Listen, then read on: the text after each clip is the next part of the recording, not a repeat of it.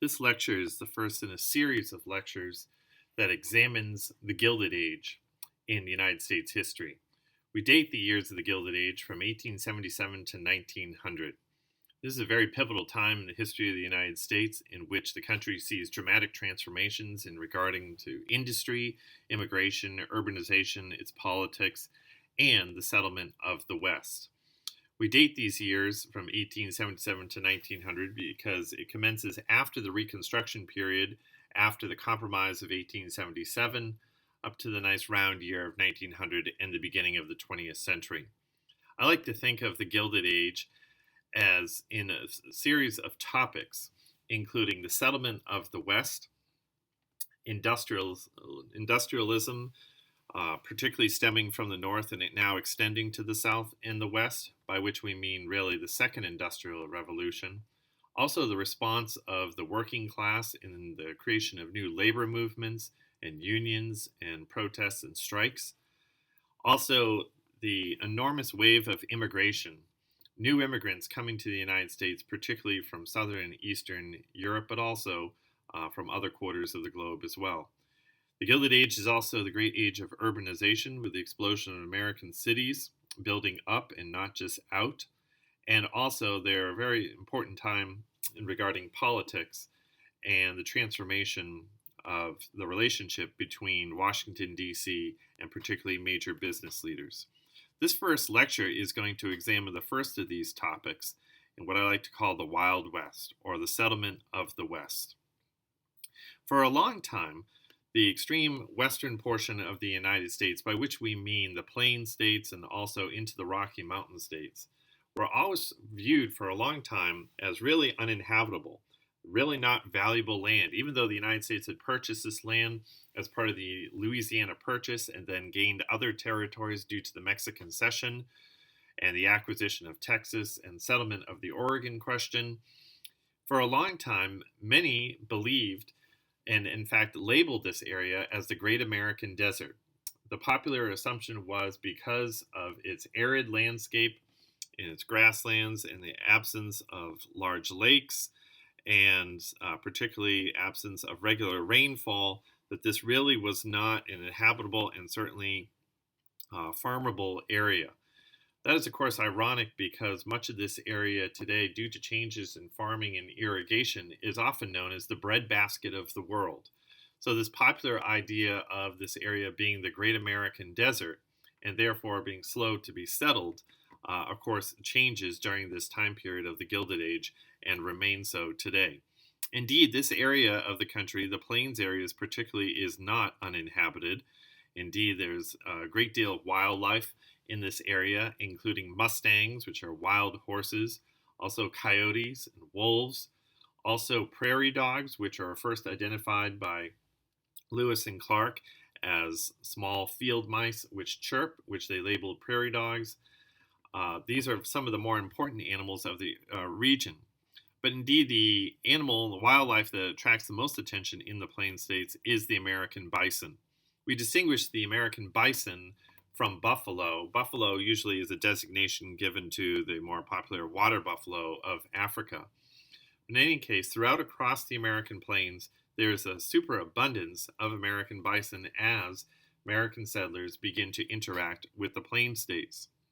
For a long time, the bison really was the cultural, food, and religious mainstay of Plains Indians who live in this area. Plains Indians would frequently hunt the buffalo and then endeavor to use every portion of their catch for some type of reason. Plains Indians would either use spears or bows and arrows to hunt buffalo. They're also known for chasing large herds right off of cliffs and indeed setting fires across the plains in order to corral buffalo to fall off a cliff, perish, and then they would be able to slaughter and then use the buffalo. Plains Indians were known not only to worship the buffalo as a representation of the Great Spirit, but also use it for jewelry, also for meat, decoration, headdresses, and so forth. So the buffalo is very much a part of Plains Indians' life. As American settlers interact with the buffalo and move across the plains, particularly with the construction of the Transcontinental Railroad, American have a very different view of the American bison. And indeed, often hunters were hired to hunt buffalo in large numbers or to even shoot them from passing trains and then sell their hides to eager consumers back east. Indeed, buffalo hides were used particularly for coats and garments, also popular elegant ladies' wear, and particularly the bones and particularly the skulls of bison were used from everything to make everything from glue to fertilizer, as you can see in this very large pile of buffalo skulls, which were eventually shipped east. As a result of American settlement in the Plains Indians, in the Plains states, this is really devastating, particularly for the herds of buffalo that used to roam this area. This map indicates the abundance of plains and wood, bison particularly, which extended across the Plains states all the way up into Canada. But gradually, with increase in settlement and construction of transcontinental railroads, what we see is that the ranges of these bisons is significantly reduced as of 1870 and then all the way to 1889. So as a result, by 2003, we can see that there's actually few remains of the large numbers of plain bison that used to roam this area freely. The bison today are protected as an endangered species, and indeed they can still be found in the wild, but their poaching numbers are significantly reduced from what they were in the 19th century. So the settlement of the railroad and particularly the attack against American bison is significant in the settlement of the West. Also is the creation of the Pony Express, particularly with such remote areas and hundreds, even thousands of miles in between settlements. It was important to create a communication system between various forts and settlements in the Plains area.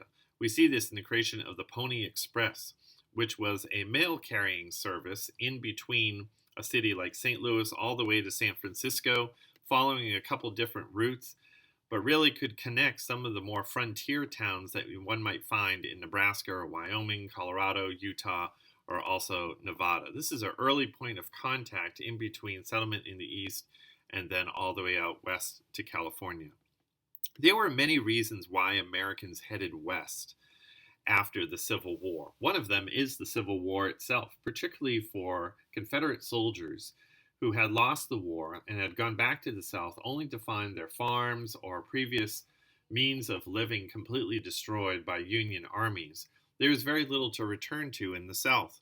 So the opportunity of heading west to take advantage of very cheap land was certainly an attractive offer.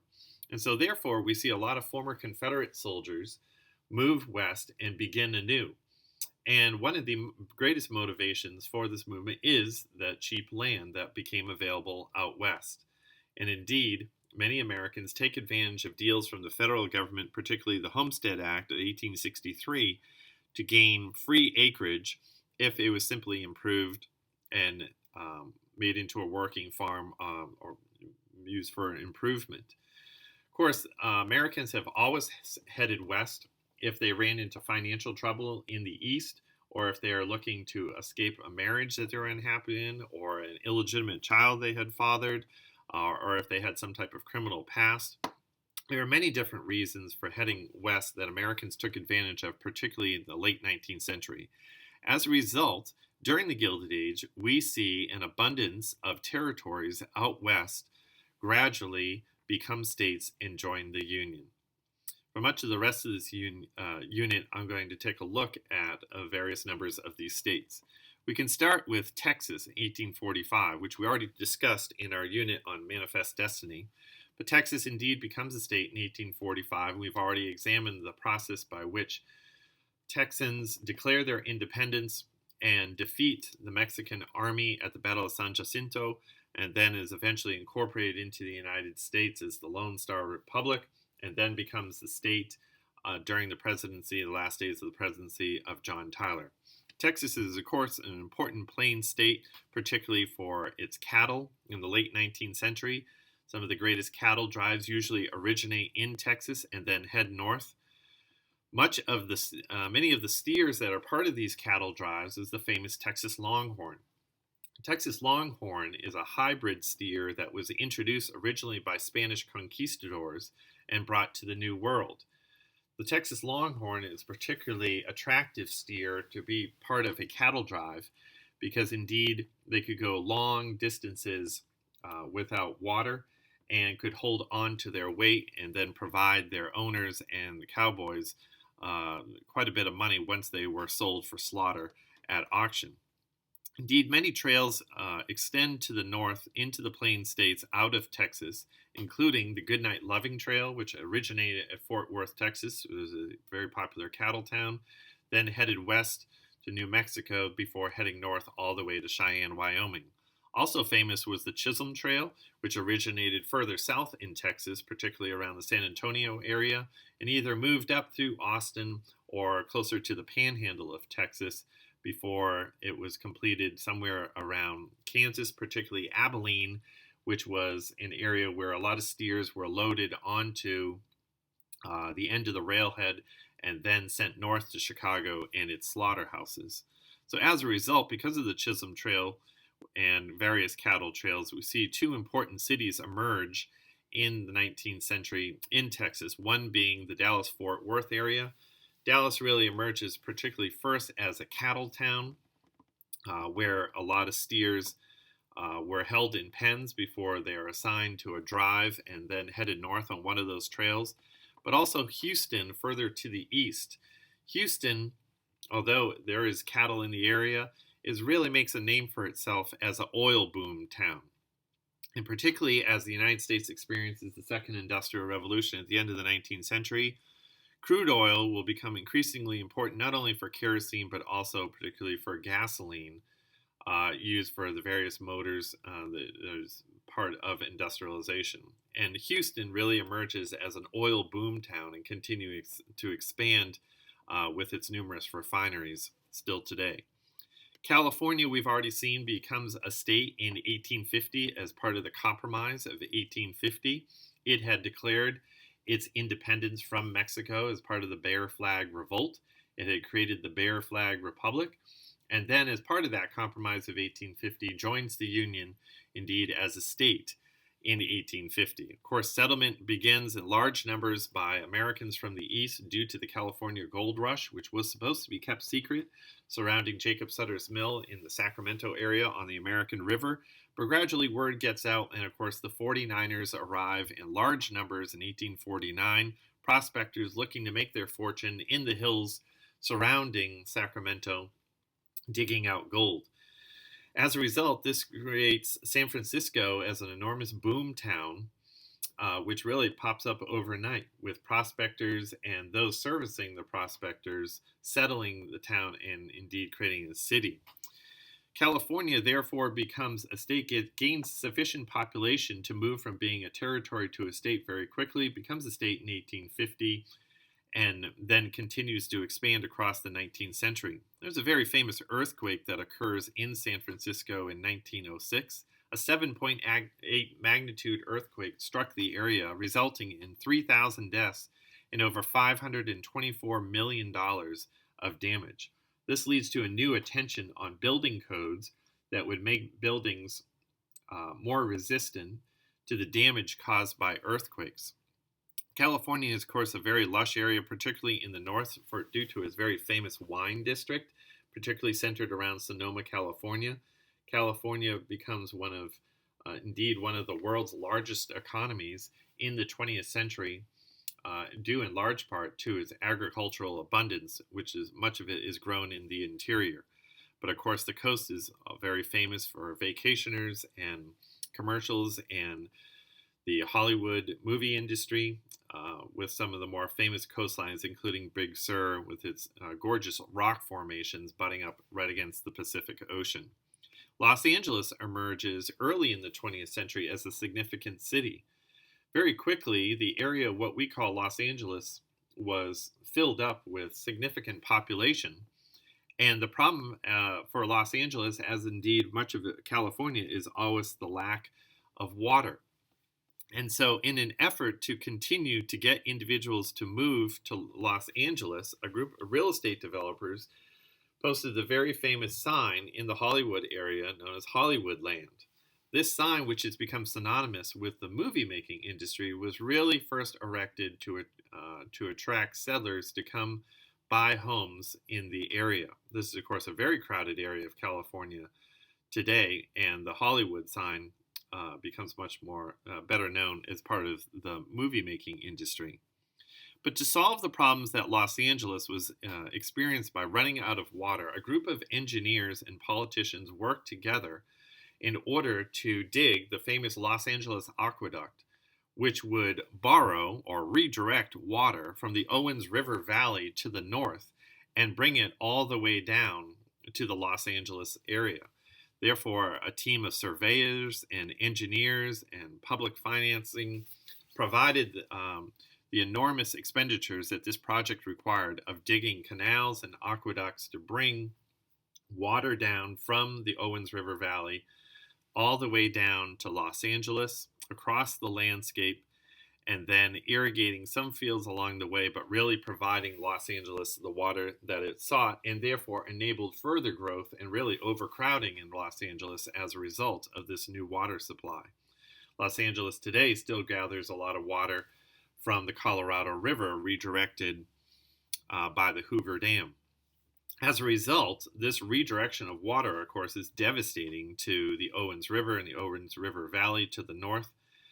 As a result, it really destroys particularly a lot of apple growers and their industry in the area. After the settlement of the Oregon question during the presidency of James K. Polk, with the famous moniker of 54-40 or fight, with Great Britain, the settlement line to the north is finally settled on the 49th parallel, and therefore Oregon organizes itself quite quickly and moves from being a territory to a state, and is admitted to the Union right before the Civil War in 1859. Oregon, of course, is a very popular destination at the end of the Oregon Trail, very famous for the Willamette Valley, a very lush area that receives high levels of rain and ideal soil for growing an abundance of crop, and also very popular as a tourist destination. Indeed, much of Oregon gains a rough reputation for a lot of its settlers that emerged there, but gradually becomes even more important into the 20th century. Kansas entered the Union, of course, with a great deal of conflict and violence stemming from the Kansas-Nebraska Act of 1854. Once that act was passed by Congress, it enabled settlers to move into the Kansas-Nebraska territory to seek to organize it to become a state. Of course, this led to the famous conflict between pro-slave and anti-slave forces in the violent engagements known as Bleeding Kansas. Indeed, the Civil War, particularly the shooting, begins in Kansas before it begins in the East or anywhere else. As a result of Northern forces supplementing the anti-slave forces, the anti-slave state government is established there, and indeed Kansas is admitted to the Union as a Northern free state in 1861, and putting its violent history of Bleeding Kansas behind it. Even though there is a great abundance of violence in Kansas between Confederate raiders, particularly Quantrill's raiders, and more anti-slave forces across the Civil War. After the Civil War, now that the slave question has been settled, many Americans, of course, moved to Kansas, particularly for the abundance of land, abundance of cheap land. And so Kansas is always characterized by an abundance of immigrants and those moving from the east. Some of those moving from the south coming into Kansas were former slaves escaping the new Jim Crow South and looking for an abundance of land that was cheap, and they would be able to farm and start their own lives in a world without slavery. These are the famous exodusters, those who had experienced a new exodus, like Moses and the Israelites before them. This time, African Americans moved from the South and the oppression and racial violence that they had been experiencing there, go all the way to Kansas, and then endeavor to begin a new life as farmers, but also sometimes as soldiers. Indeed, many of the Union soldiers that are serving in the West, or cowboys, also that were part of the cattle drives, were African Americans, former slaves that had moved from the South. They get the nickname of Buffalo Soldiers that become a popular theme, particularly in the American West.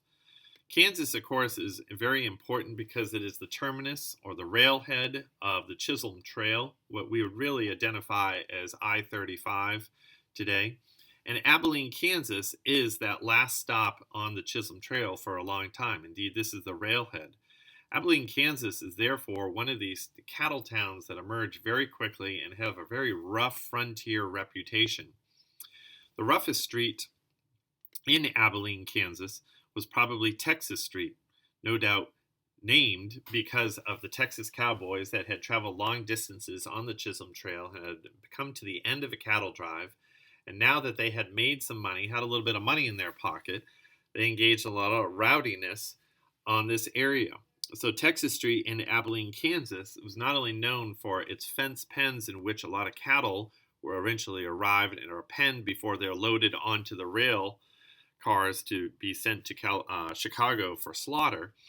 But Texas Street becomes known for its saloons and bars and brothels, rowdy behavior. Indeed, a great amount of lawlessness occurs there, only to be settled once a federal marshal shows up once in a while.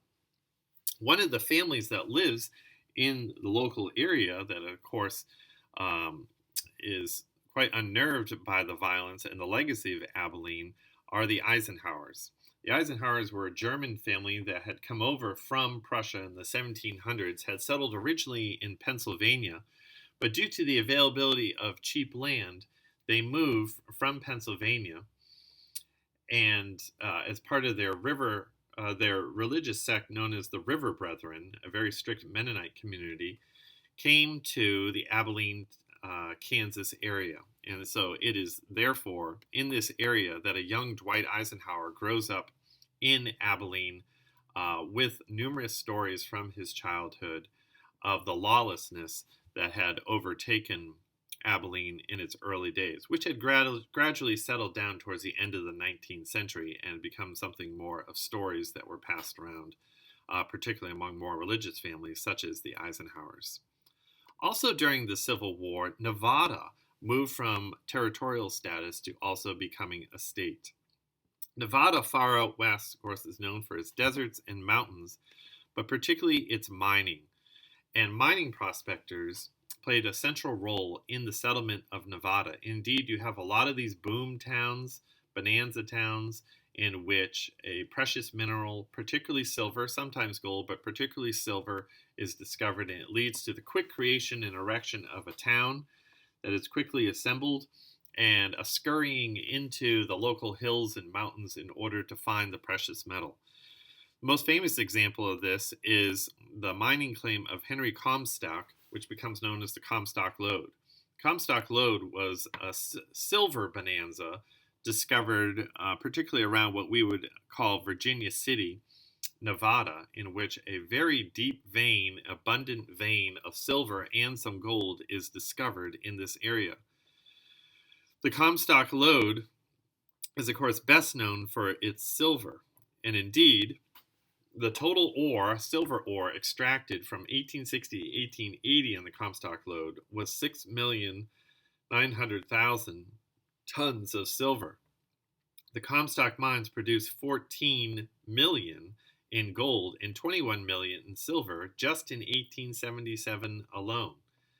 Those numbers today would be about 322 million and 483 million today.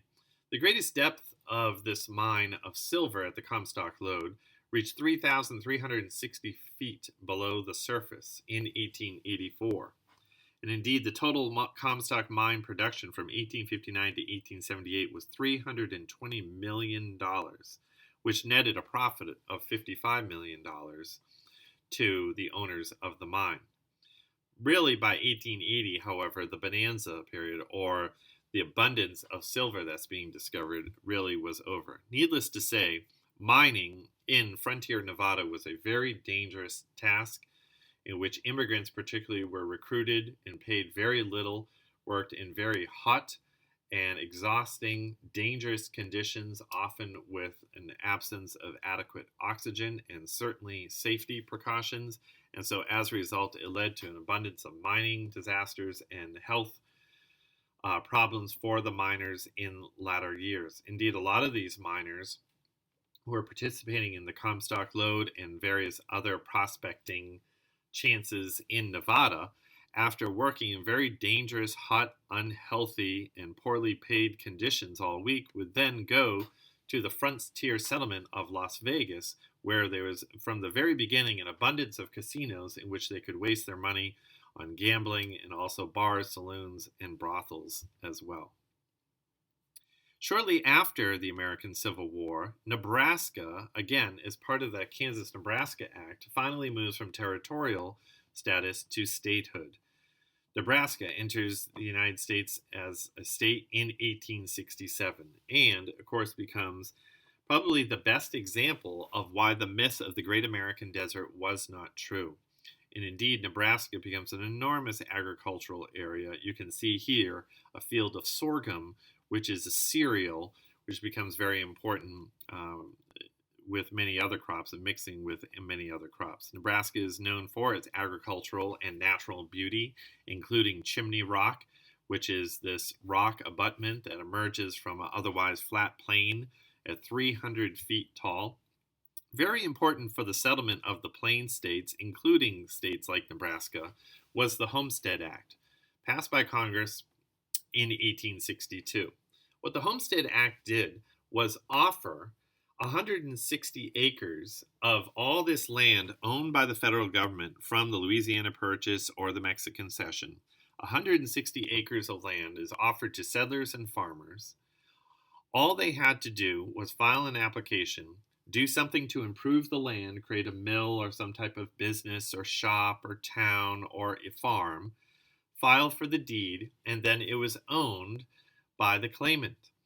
And so, as a result, there's a tremendous amount of free land to be had if settlers would simply take advantage of it.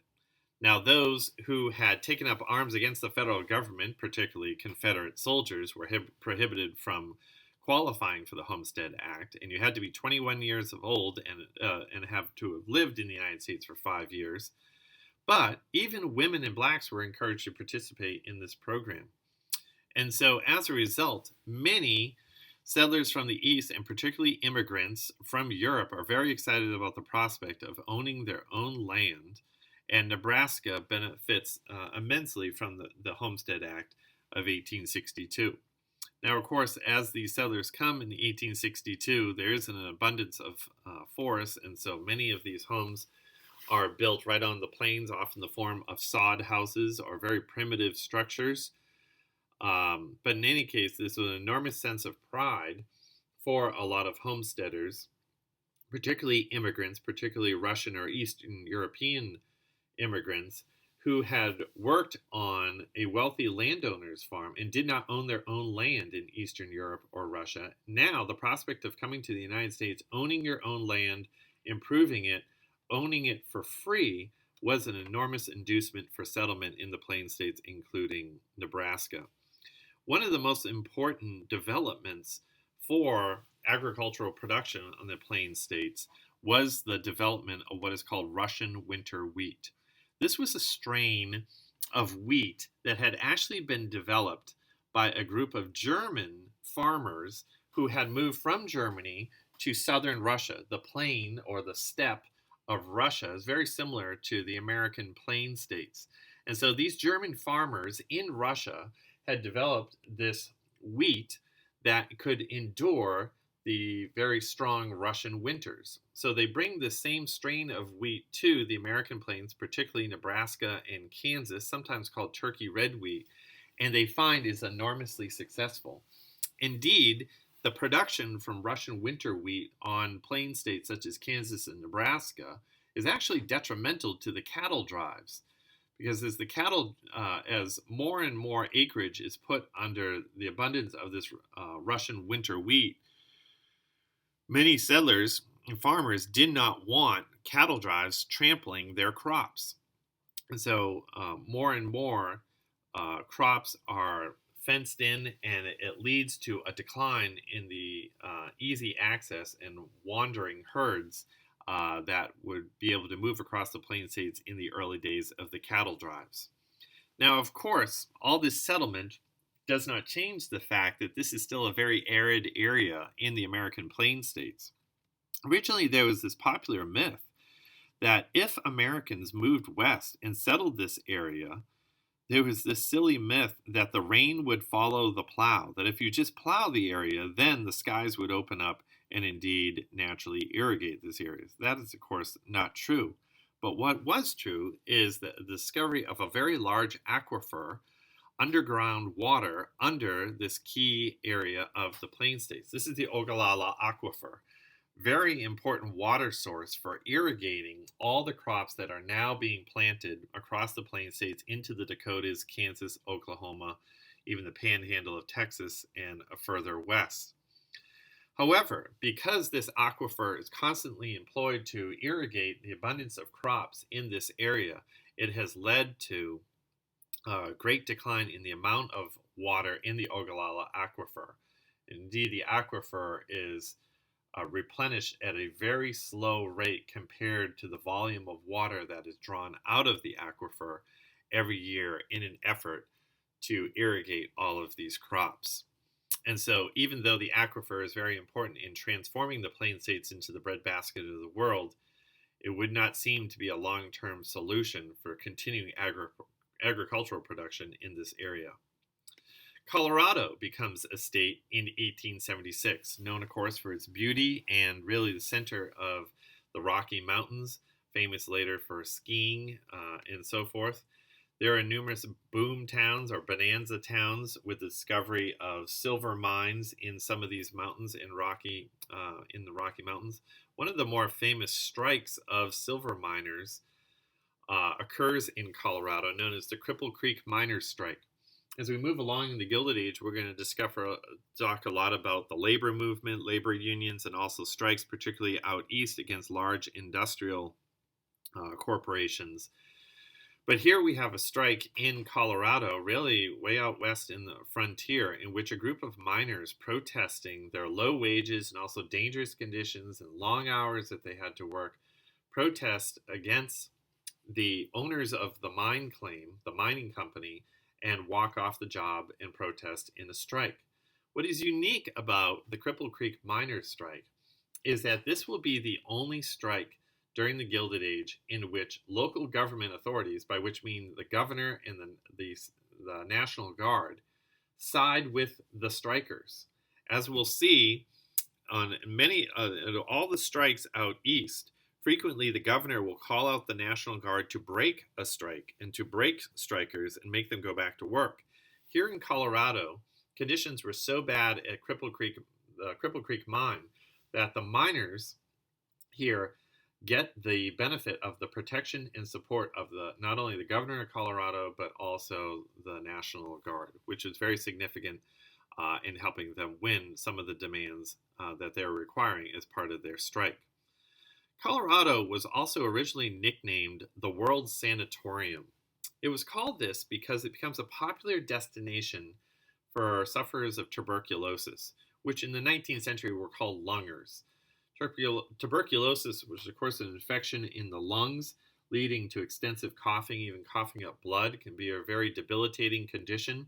But the popular thought was that if lungers, or those who suffered from tuberculosis, retreated to a more dry climate, that is, a climate at a higher elevation, that this would help them breathe and deliver them from their affliction. So as a result, you see a lot of tuberculosis huts that still remain in Colorado today, where a lot of sufferers of tuberculosis retreated. Indeed, the famous gunfighter Doc Holliday, who suffered from tuberculosis, will die in a sanatorium in Colorado in an effort to alleviate his conditions.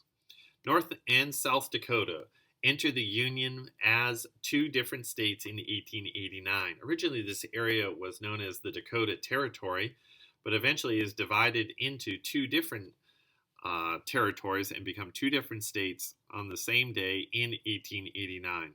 The Dakotas far to the north on the plains are known for its beauty, particularly the Black Hills of South Dakota. This is a very sacred area for the Lakota tribe that lived and inhabited the area. Also, very famous were the needles in the Black Hills.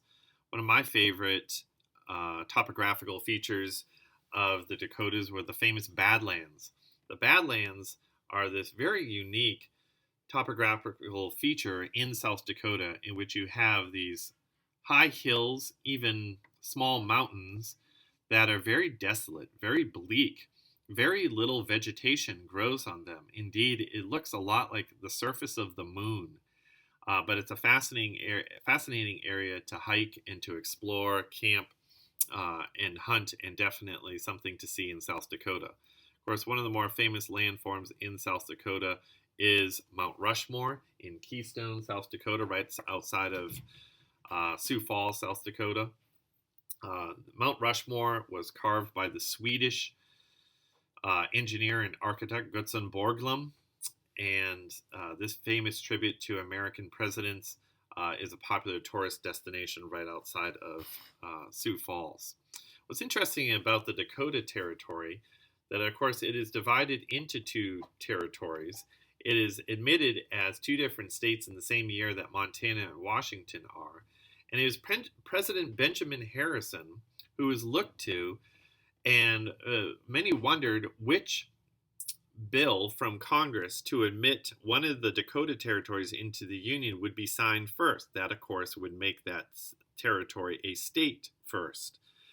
But President Benjamin Harrison resolves any controversy or drama surrounding this by intentionally scrambling the papers of North and South Dakota, admitting them from being a territory to a state, and then signs them in a random order, which he himself was not sure which one he signed first. And therefore, it is unclear which Dakota became a state first, and therefore they became states at the same time.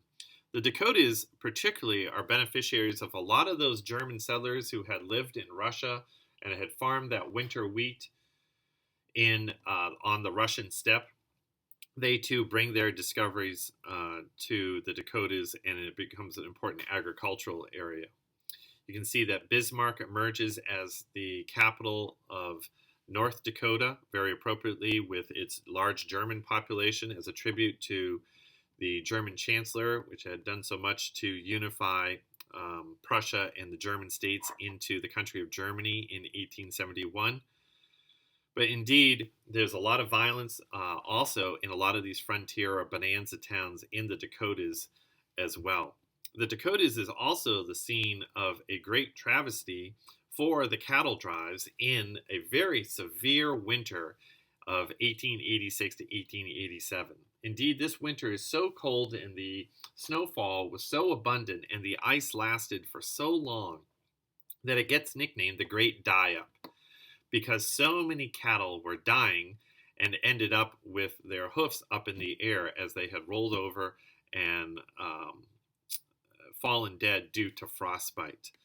Indeed, this is a good year to mark really the end of the cattle drives. Between the abundance of acreage that is penned in for the production of winter wheat and also the Great Die-Up, it leads to the end of the cattle drives.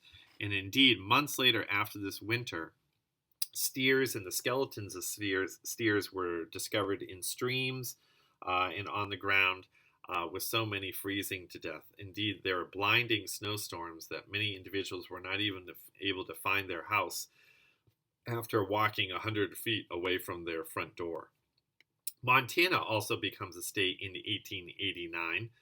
This is, of course, big sky country, very famous for its flat landscapes and then sudden mountains popping up off the surface. And so as a result, when you stand in Montana, you feel your smallness. Indeed, you can see large portions of the sky above you, and then beautiful, beautiful mountains, particularly the Bitterroot Mountains in the west in the distance. Montana is also the site of an important gold rush in 1862, which leads to an abundance of gold panners, particularly Swedes, coming to Montana.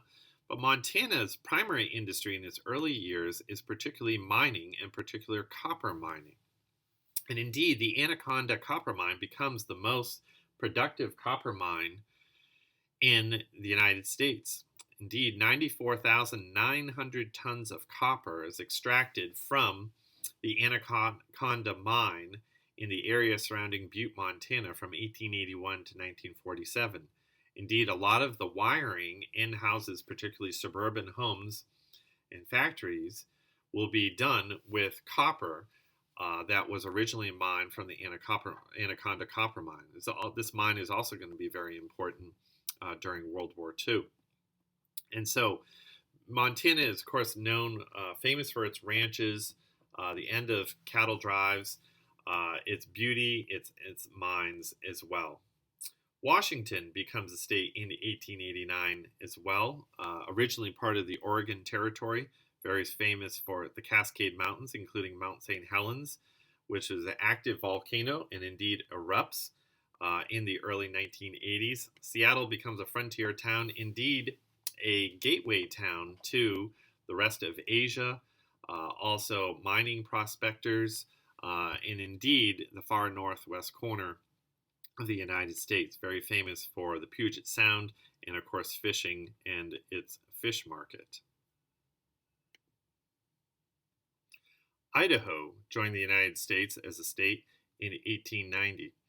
Idaho, of course, is an extreme northwest state in the United States, also known for its Rocky Mountain beauty and its forests. Very famous Shoshone Falls along the Snake River, known as the Niagara of the West. Falls that are 212 feet high. That's 45 feet higher than Niagara Falls, and falls over a rim nearly 1,000 feet wide. Like a lot of other Rocky Mountain states, Idaho was also the scene of a gold rush in 1860, which leads to a quick boom in its population. A lot of these bonanza towns that pop up overnight, some remain, some that are abandoned later on. But the Boise Basin produced enough gold that equaled 90 tons after its gold rush in the early 1860s. Two of the earliest important settlers of Idaho were the Spaldings, Henry and Eliza Spalding. They're important because they are missionaries, but also educators, but also innovators in frontier Idaho. They had traveled on the Oregon Trail with the Whitmans. You remember Marcus and Narcissa Whitman that moved on to the Oregon Territory, but the Spaldings stayed behind in what would become Idaho Territory and then state. The Spaldings were responsible for printing the first book in the Northwest. They also opened the first school in Idaho, and they are given credit for developing Idaho's famous irrigation system, which uses mountain streams, redirecting them down to the valleys in producing Idaho's most famous crop, which is, of course, the potato. Indeed, Idaho becomes synonymous with its famous Russet Burbank Idaho potatoes and has entered a lot of the mythology and lore and the state image of Idaho, even football teams named after its famous spuds. And so the Idaho potato crop is only possible due to the extensive irrigation networks that have been developed over the decades since its settlement, enabling the potato to become a very important crop in the history of Idaho.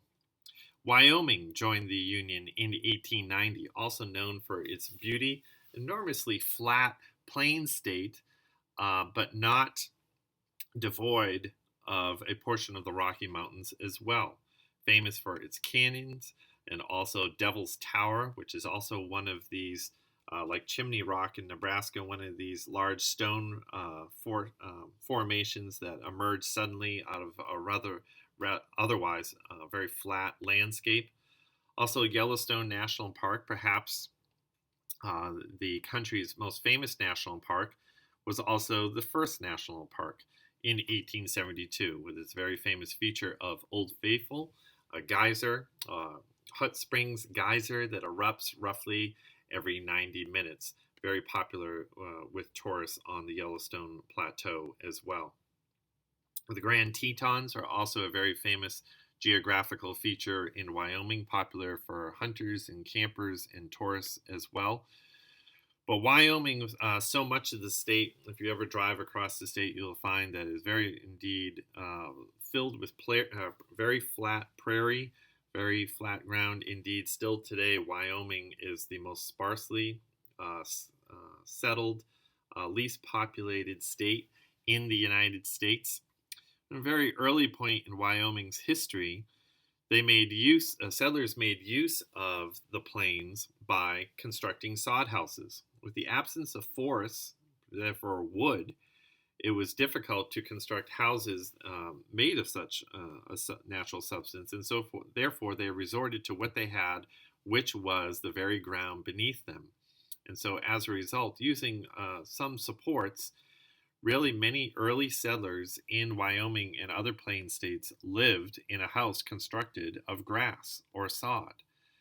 And of course, these homes provided shelter from the heat and the rain and a thunderstorm. But of course, these homes were enormously subjected to mice and snakes and lice and the constant dust and dirt of being completely surrounded by the sod that your structure was made out of. It's not surprising that a lot of female settlers, wives and mothers on the plains, suffered tremendously from loneliness and depression. If you read their journals and their diaries, you find that this is often true, that their husbands would work long hours fixing the sod homes or working in the fields or whatever trade that they're trying to scratch out a living on the plains. This often left the woman of the house alone with several children, often pregnant with another one, and also often devoid of much of a social circle and feeling very depressed and lonely. We see high rates of that on the plains during the Gilded Age in the settlement of the West. The only really significant settlement or city is Cheyenne, Wyoming, which is a very important cattle town in frontier Wyoming. Wyoming is often nicknamed the Equality State because it is in Wyoming where there are so few settlers, and with enough of them being women, that women gain political rights and experiences that they wouldn't otherwise in other places in the country. And so as a result, Wyoming is the first territory in 1869 and the first state in 1890 to grant women the right to vote, female suffrage. Of course, later on, the country will adopt female suffrage, but it wouldn't be until 30 years after Wyoming had already done this as a state, granted women the right to vote. Wyoming is also known as the first state with female jury members in 1870, the first female court bailiff in 1870, the first female justice of the peace in 1870, and even the first state with a female governor in 1925. Wyoming is also known for a lot of its violence and conflict between ranchers in open conflict, which even erupts into what's known as the Wyoming Range War from 1889 to 1893. Utah enters the Union late as a state in 1896. Utah is, of course, well known for Monument Valley, these beautiful stone formations that emerge again out of a otherwise very flat landscape. Very red rock that becomes popular for tourists and also very sacred to Plains Indian tribes. This is the amphitheater at Bryce Canyon National Park, and then also Zion Canyon at Zion National Park. Utah is full of diverse wildernesses and various landscapes, including the Great Salt Lake Desert in northern Utah, right next to the Great Salt Lake, which is also the largest lake in the American West, very popular for the Mormon settlements, which of course settle along the banks of the Great Salt Lake and form the city of Salt Lake City, Utah. The Mormons who settle in Salt Lake construct their very famous temple. Indeed, the largest Mormon temple in the world is constructed in Salt Lake City, Utah. And so much of the settlement of the Mormons is due to their brilliant organizer and charismatic leader, Brigham Young. You'll remember that Brigham Young took over control and leadership of the Mormon community in Missouri and Illinois and Indiana after the death of the prophet Joseph Smith. And Brigham Young claimed that God had spoken to him to lead the people west, lead the Mormons west and settle on the banks of the Great Salt Lake. So as a result, the Mormon Trail, which is very important before the American Civil War, sees the journey of thousands of Mormons move from the east in the Midwest to the Great Salt Lake settlement on the banks of the Great Salt Lake. What's interesting about the Mormon community is that they are very interested in protecting their religion, protecting their community and their institutions, including polygamy, in Salt Lake City. And so therefore, when other settlers threaten to move into the area, or if the Mormons feel that they're threatened in their settlement, they were not afraid to defend themselves, even resort to violence. So the Mountain Meadows Massacre is the most famous example of this, in which a group of white settlers are attacked by Mormon militia on September 11th, 1857, and it leads to the massacre of many men, women, and children, white settlers, who the Mormons mistakenly believe were going to threaten their settlement and overtake their area. This event in Mormon history is not acknowledged until many years later. Indeed, there is a monument to those who were massacred today in Utah. What attracts particularly the ire and disgust of many other religious groups and even secular political leaders about the Mormons is their practice of polygamy. Polygamy had been instituted in Mormon circles by the prophet Joseph Smith himself, continued by Brigham Young, and becomes a mainstay of Mormon culture, of plural marriage. Indeed, the reason why it takes so long for Utah to become a state is that the United States Congress delays its admission into the Union, its transference from a territory to a state, because the Congress wanted to be reassured that the practice of plural marriage had been outlawed. Indeed, polygamy gains a lot of negative attention from some of those who had actually participated in plural marriage. Anna Eliza Young wrote a piece called Wife Number 19, My Life of Bondage, in which she exposed the horrors and the humiliation of living in a plural marriage. Also, Fanny Stenhouse had written Expose of Polygamy in Utah, A Lady's Life Among the Mormons. And so, in many ways, what leads to the decline of polygamy and a statement by the Mormon Church, the 1890 Manifesto by the Church of Latter-day Saints, officially announcing an advisement against plural marriage, was because of the protests and the publication of these ladies who had actually lived in plural marriage. This leads to the passage, or also a very similar event leading to this, is the Moral Anti-Bigamy Act of 1862, which was a federal act which banned bigamy in federal territories and limited church ownership in territories to $50,000. Clearly, an act of Congress aimed at the Mormon community and ending their practice of polygamy. So with the decline of polygamy, and indeed its advisement even by the Church of Jesus Christ of Latter-day Saints, it leads to Utah's admission to the Union, although many estimate somewhere over 2,000 individuals still today in the state of Utah are living in some type of plural marriage or relationship. Oklahoma does not become a state until 1907, very late in its history. Oklahoma, of course, has its best reputation as being the center of what becomes known as Tornado Alley, with some of the nation's fiercest storms interacting at this important crossroads in the nation, because of cold air coming off the Rocky Mountains and warm air coming up from the southwest of Arizona and New Mexico. These two pockets of air collide what is around roughly Texas, Oklahoma, Kansas, Nebraska, often violently, leading to very large storms, tornadoes, which can prove very devastating, can pop up very suddenly, and then, of course, lead to great destruction. Oklahoma, of course, originally is known as Indian Territory. It is the area where, when Congress passes the Indian Removal Act and Andrew Jackson enforces it, that the 5 civilized tribes of the Creek, Choctaw, Chickasaw, Seminole, and Cherokee are moved west to Indian Territory. And so for a long time, white settlers avoided Oklahoma as a land that was really not farmable too arid, and it was left for Indian tribes to roam.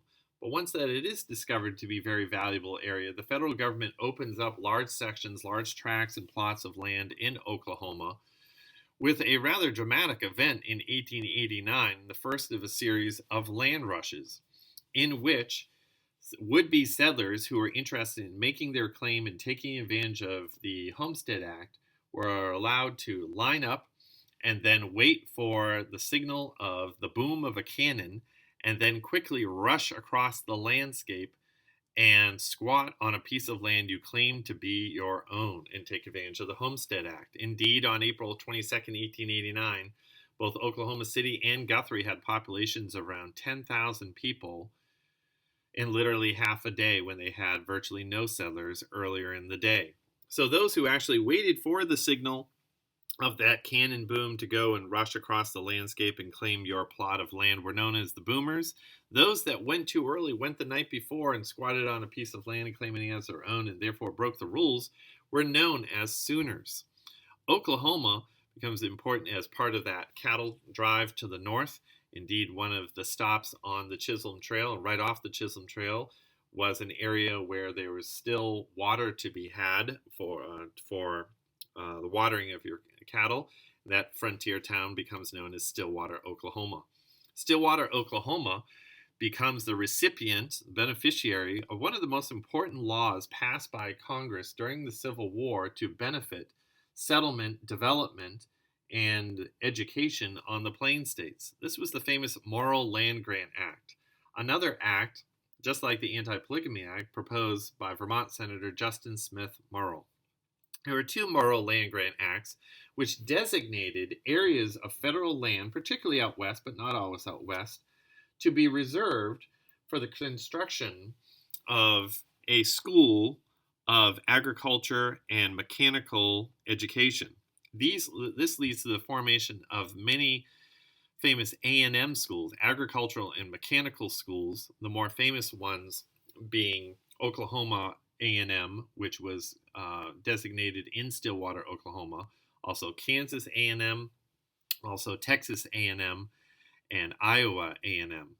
Eventually, many of these A&M agricultural and mechanical schools simply are renamed state. So therefore, we have Oklahoma State, Kansas State, Iowa State, and many other countries across the land. Eventually, these land grant universities are expanded by the federal government, in which either financial grants or land grants or even sea grants are granted to schools for improvement and expansion. And you can see the abundance of colleges and universities across the country that in one form or another have been the recipient of a land grant school.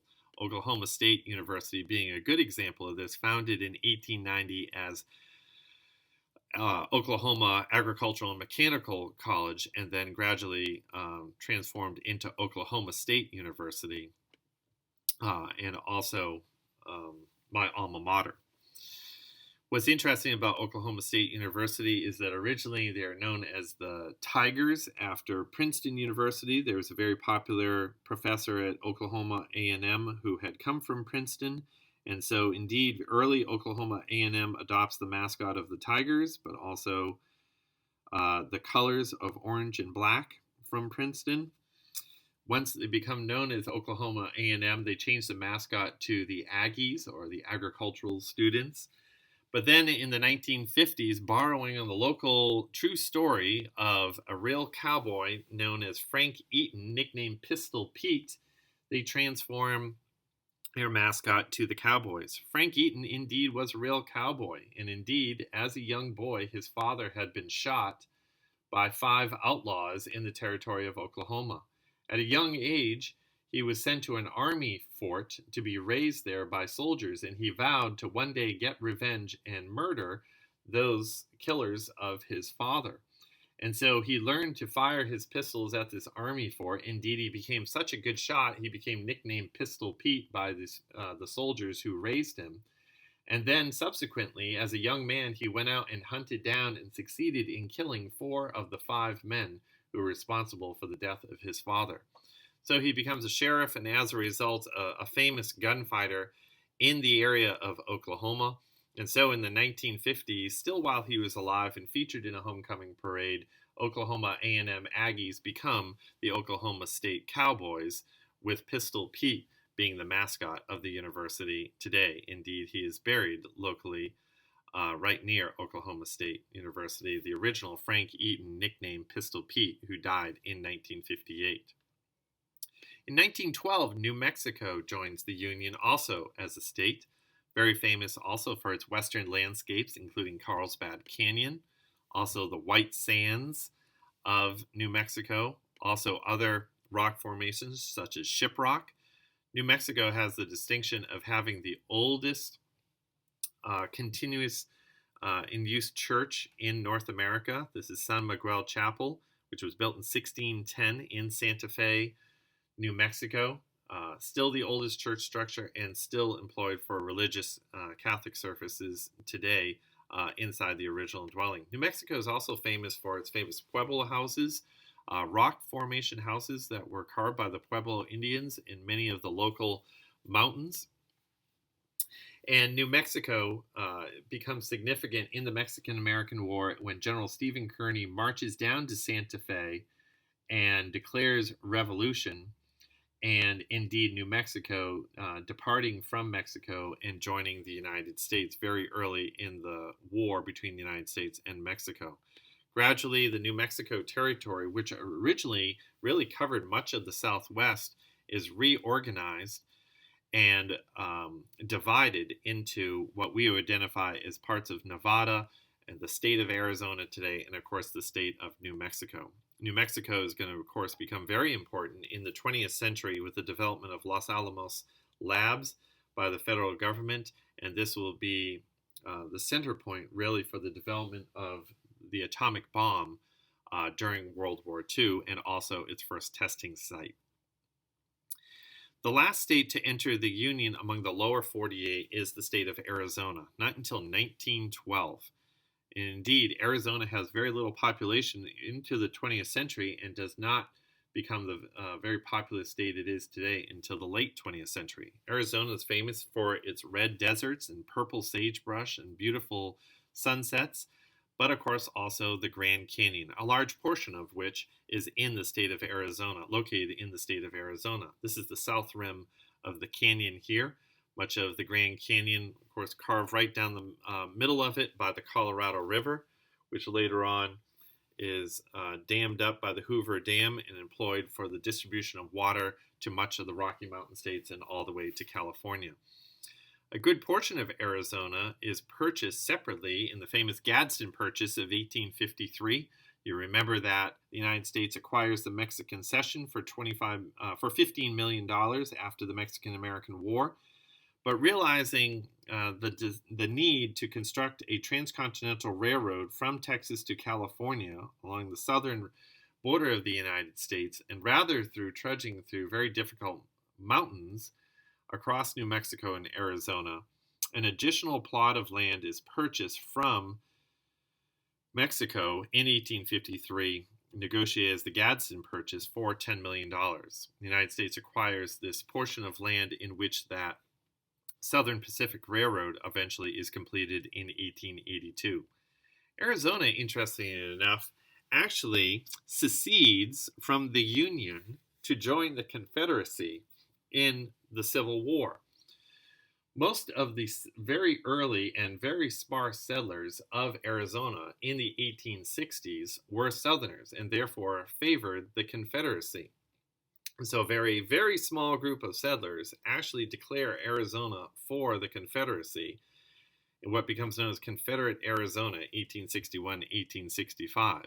Indeed, very quickly, this area is taken back by the Union, but it is of interesting historical note that Arizona, at least briefly, was indeed part of the Confederacy. Eventually, the boundary line is divided between the Arizona Territory and the New Mexico Territory, with Arizona not joining the Union until 1912 after New Mexico.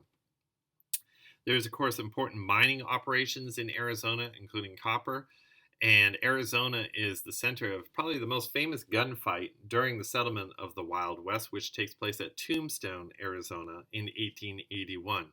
Tombstone had a very rough reputation as a frontier town, and it's here at the OK Corral that Wyatt Earp and his brothers, along with Doc Holliday, engaged the famous members of the Cowboy Gang, routing them in the most famous shootout in the Old West.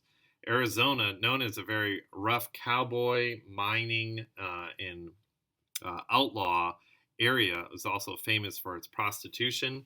Also in the area, Jenny Botters is one of the more famous madams, serving her clients with her girls from her brothel in Arizona. Had a very rough reputation from very beginning until it achieved statehood in 1912.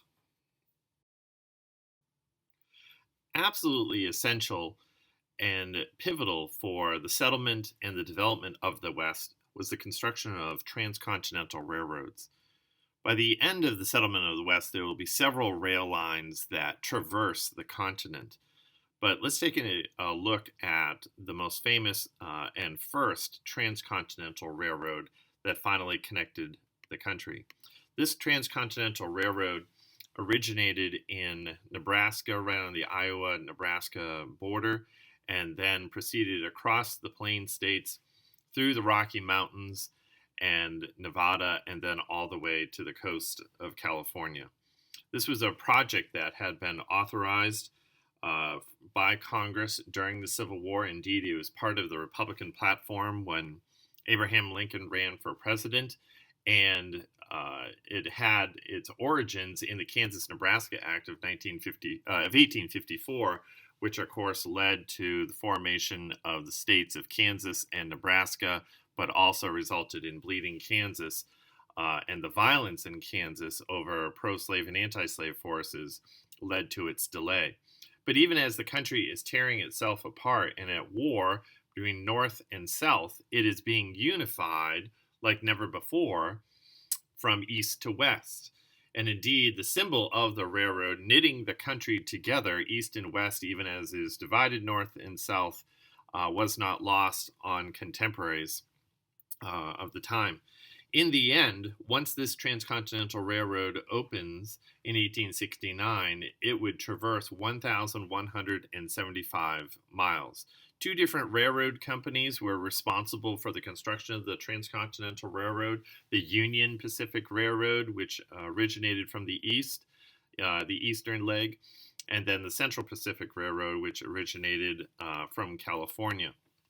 And so, in many ways, the Union Pacific Railroad had the easier task as it laid track very quickly across Nebraska and then headed west across Wyoming, whereas the Central Pacific Railroad, originating in California, had to traverse more of the Rocky Mountains and survey the area and find a grade and also tunnel through very rocky mountains in the west. And so as a result, the Union Pacific Railroad in the east was able to lay track faster because of the easier and flatter terrain.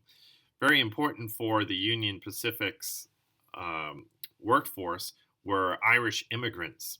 Indeed, the Irish play a central role. Indeed, were recruited from Ireland to come and work for the Union Pacific Railroad and lay track across the west.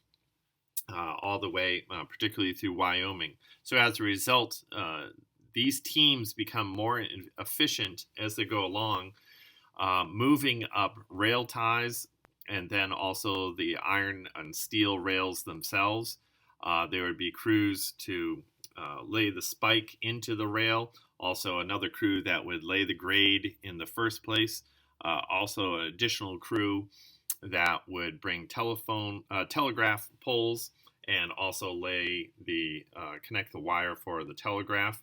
Then, of course, there are several other support crews that would have to bring a dining car and also resources for the men as they laid the track headed west. Indeed, the track layers, those working for the Union Pacific Railroad, endured numerous hardships going across the landscape, including intense heat along the plain states in the summer, and then also very cold and snowy conditions during the winter. The railroad company was also subject to Indian attack and frequent conflicts with Plains Indian tribes, and indeed the U.S. Army is called in to protect rail workers and protect the line from being sabotaged by local Indians. There are also numerous buffalo herds that were eliminated in order for the laying of the track to continue. But gradually, they are able to make progress across the terrain despite the threats of violence and the difficulties of the task. Indeed, part of the task of laying the Transcontinental Railroad involved overcoming two obstacles, either terrain that was too low to maintain a level track, or terrain that suddenly was too high. And so as a result, there are two really topographical construction techniques that the railroad companies had to use to establish a level grade. One was a cut and one was a fill. Here we have a picture of a fill in which the train drops off and would not maintain a level grade for the track, and therefore large sections of gravel from the surrounding landscape had to be pulled in and mounted up in order to maintain a level grade. So this is a fill, whereas this is a good example of a cut, in which is much more efficient and less time consuming to actually dig through this large mound or great hill and form a path for the railroad than going around it. And so fills and cuts are very significant in the construction of the railroad as it continues to head west, also particularly through the Rocky Mountains. Indeed, the Central Pacific Railroad, originating from California, had the much greater task of moving through the Sierra Nevada mountains. Surveyors were called in very early to find a path which could be cleared or tunneled through the hills or mountains, in which a very small, steady grade could be identified. And once that path was identified, large numbers of workers were brought in by the Central Pacific Railroad in order to cut a path through the mountains and then gradually lay the track as well. Very important for the railroad efforts in the West were Chinese workers. So whereas Irish workers were originating from the east, the Union Pacific Railroad, the Central Pacific Railroad employed numerous Chinese workers who indeed were recruited from China. 10,000 Chinese railroad workers worked particularly through the Sierra Nevada mountains, with estimates ranging from somewhere around 1,200 deaths of Chinese workers. Indeed, often these Chinese railroad workers were given some of the most dangerous, almost absurd tasks, including being lowered down in a basket along the side of a ledge and then be given a chisel or a drill to drill into the rock, insert nitroglycerin, light it, and then quickly be hauled up by their partners at the top of the ledge before that nitroglycerin exploded and worked back part of the ledge. And so, needless to say, the opportunities for accidents and explosions injuring and killing the workers were numerous. But in any case, making very slow progress, Chinese workers and the Central Pacific Railroad are able to create enough fills and cuts to make their way through the mountains and also cut across ledges in order to make a grade for the railroad to continue through the mountains. Indeed, this also involved the construction of very large wood bridges with very elaborate truss systems, including the Dale Creek Bridge. Many of these bridges are in operation for a number of years, but also they are quite subject to fires and therefore compromising their structural integrity. Indeed, just a cinder from a passing train could fall onto one of these wooden bridges and then result in its complete destruction. Probably the most daunting task of the Central Pacific Railroad in moving from California was tunneling through solid, dense rock in the Rocky Mountains. And so as a result, numerous tunnels are dug, probably the most famous being the Summit Tunnel at Donner Summit, in which particularly Chinese workers were employed to chisel or drill a small amount into the rock, insert that nitroglycerin, light it, and then back up for the explosion to blast away a portion of the rock, and then repeat the process repeatedly. Needless to say, this was enormously slow work. 15 tunnels of this magnitude had to be drilled and blasted and dug through. And so the estimates are that somewhere around 6 to 8 inches of progress were made each day. This is 3 crews per day of Chinese workers trying to drill through these mountains. And because of the very dense rock, they are only able to make about 6 to 8 inches a day, but nevertheless still successful, being able to get through the Sierra Nevada mountains, a task that many thought couldn't be done in the first place. Of course, the other great challenge of moving through the Rocky Mountains is the weather, not only the cold, but particularly the snow. And so the Sierra Nevadas are, of course, subject to very sudden and large snowstorms, which could also impede the work of the rail crews and the trains themselves. To resolve this problem, the railroad begins to construct snow sheds, which were large wood structures with beams and roofs that the snow would fall upon, and therefore keep the track clear so that it could proceed down the line.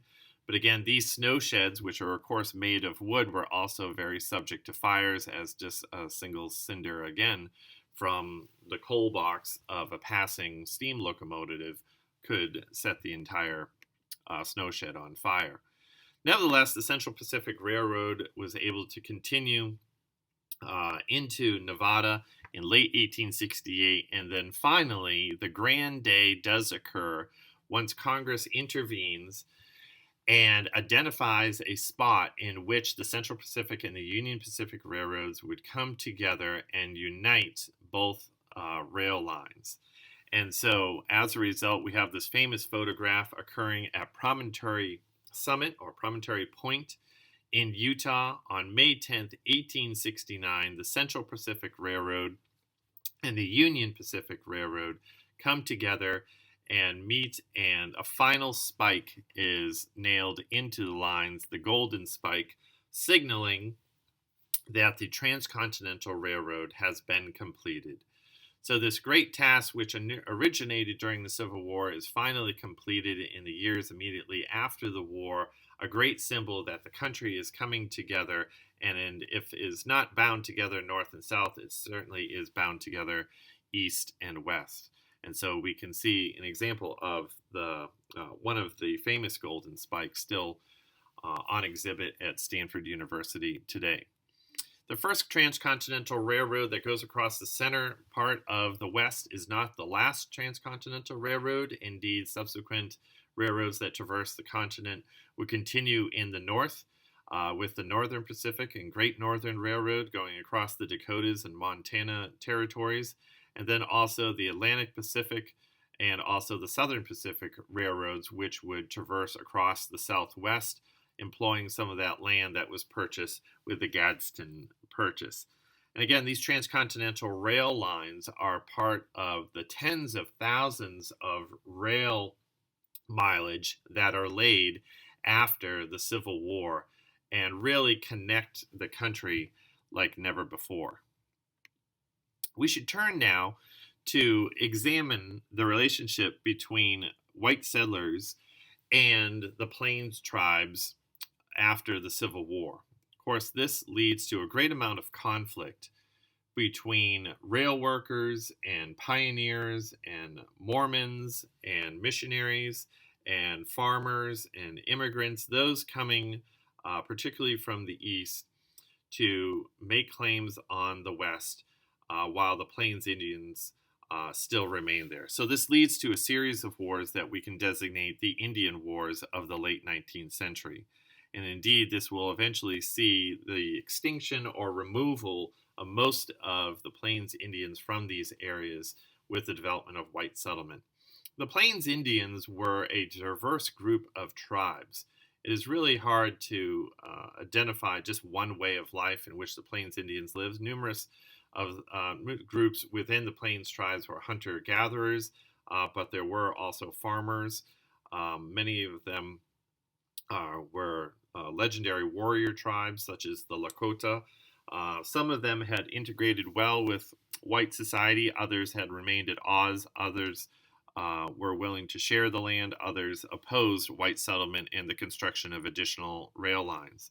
Some of the more prominent tribes that we can identify across the plains, particularly the Lakota, which were really centered around the Dakota territories and the Black Hills. Their enemies called them the Sioux, and so often the United States Army also identified them as the Sioux. But we also have the Pawnee, the Arapaho, the Iowa, the Kanza, the Kiowa, the Cheyenne Indians, the Shoshone, the Nez Perce, and also the famous Apache, which were much more prominent in the Southwest.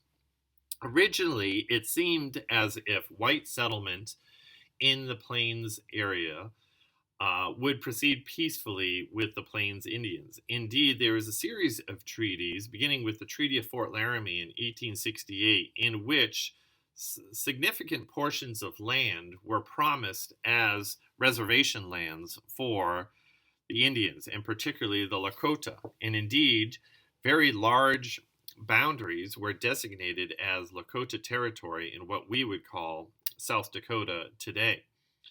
And so even though all of this land was promised to the Lakota, gradually between conflicts among the Indians and settlers, it leads to additional retreat of the promises to the Lakota, and indeed additional losses by the Lakota to the land that was originally promised to them.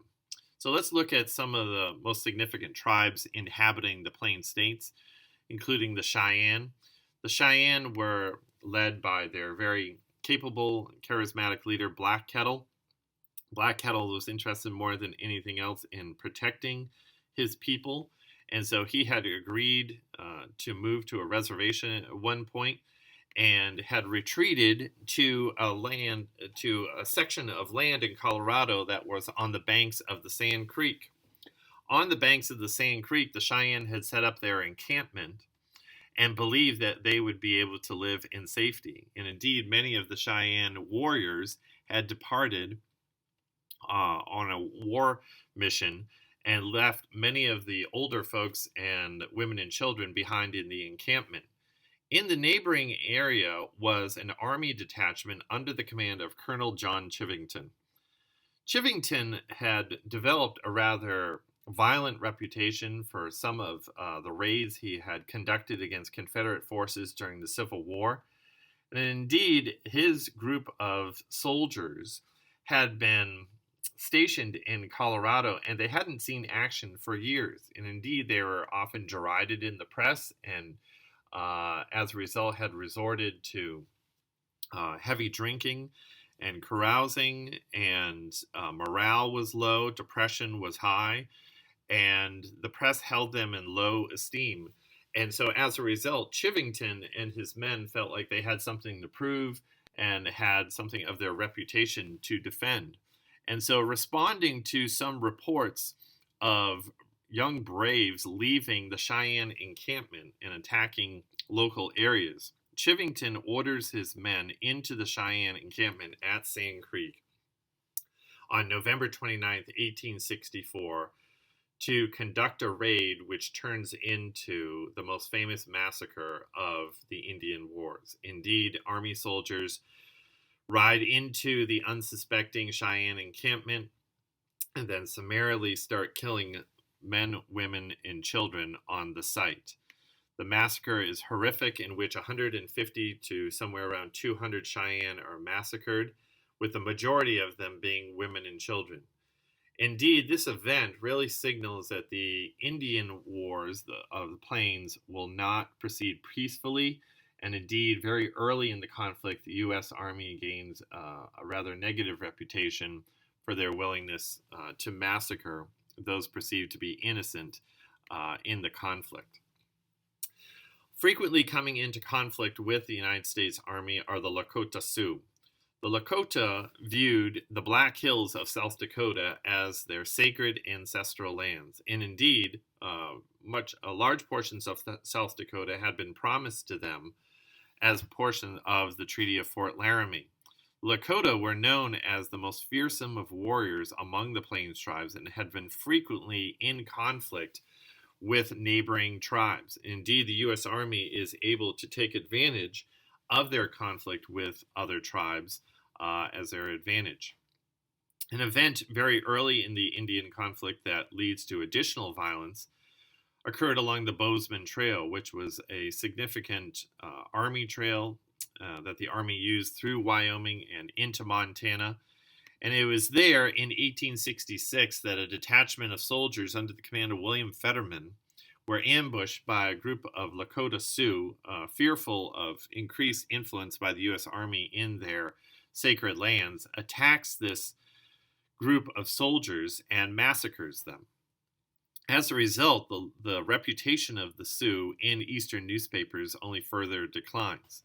The Lakota are really aided by two brilliant military strategists and chiefs in Sitting Bull and Crazy Horse. We know very little about Crazy Horse, but we know that he was a very charismatic, inspiring leader and often effectively led his tribe against larger and more powerful forces of the U.S. Army. Sitting Bull gained a reputation of being one of the more noble leaders of the Plains Indians.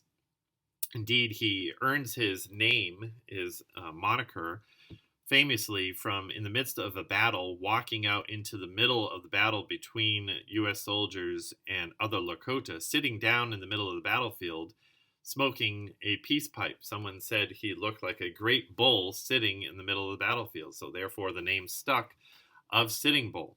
But in any case, Sitting Bull and Crazy Horse are probably the most effective in rallying their braves against the forces of the U.S. Army. To match the threat of the Lakota in the Dakota territories, additional Army battalions are sent in, including the 7th Cavalry Regiment.